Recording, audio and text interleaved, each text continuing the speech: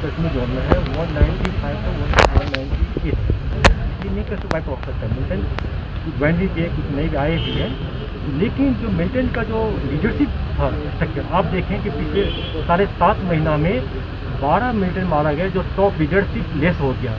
आप तो नॉर्थ कश्मीर का 2 था टॉप कमांडर टर्निंग पर एक बच गया है, ये भी खत्म हो गया।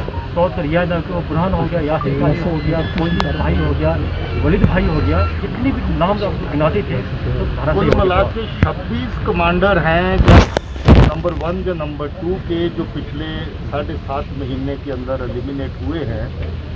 और 26 कमांडर के निकलने के बाद जो इनकी लीडरशिप स्ट्रक्चर है वो बहुत हद तक ब्रेक हुई है।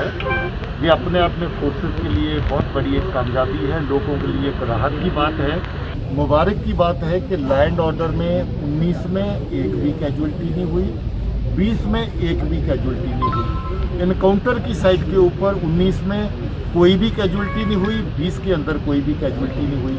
बॉर्डर पहले के मुकाबले में बहुत टाइट है, मगर बॉर्डर की सिचुएशन ऐसी है, टरेन ऐसा है कि आप हर चीज़ को आने से नहीं रोक सकते हैं।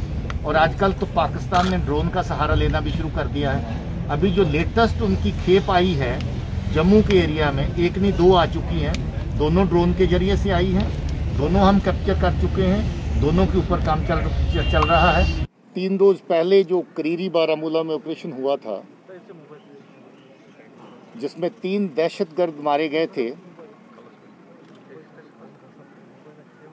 उसमें नॉर्थ कश्मीर का लश्कर तौबा का सबसे बड़ा जो कमांडर लश्कर तौबा का सजाद हैदर मारा गया था, जिसके साथ उसका पाकिस्तानी साथी उस्मान मरा था और लोकल साथी अनायतुल्लाह उसमें मारा गया था।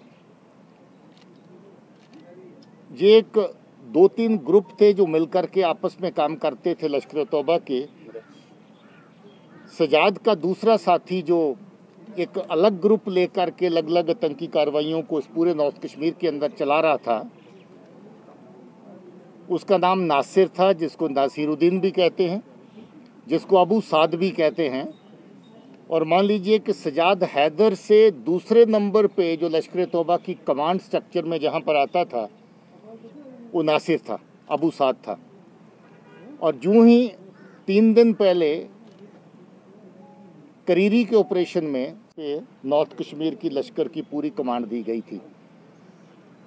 और जिस तरीके से उसका साथी सजाद का उस्मान चलता था, इसका साथी साथ में यहाँ पर जो आतंकी कार्रवाइयों को चलाने के लिए इसके साथ साथ हमेशा रहता था वो दानिश भाई था।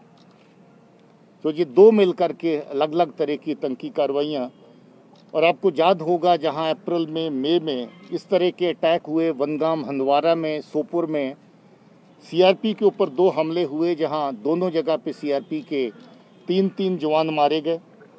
उसके बाद फिर एक हमला हुआ, उसमें सीआरपी का 1 जवान मारा गया। उसके अलावा एक अटैक में हमारा एसपीओ शहीद हुआ और उसके साथ एक सिविलियन की भी डेथ हुई। और फिर सोपुर के बाज़ार के अंदर जो अटैक किया ग्रेनेड से, उसमें 20 के करीब सिविलियन जख्मी हुए। और मुझे अभी अभी बताया गया कि उससे पहले नासिर ने एक आर्मी के एक जवान की भी हत्या की थी इसी एरिया में। मुझे अभी कमांडर साहब, ब्रिगेडियर साहब ने बताया जब वो नया नया एक्टिव हुआ था।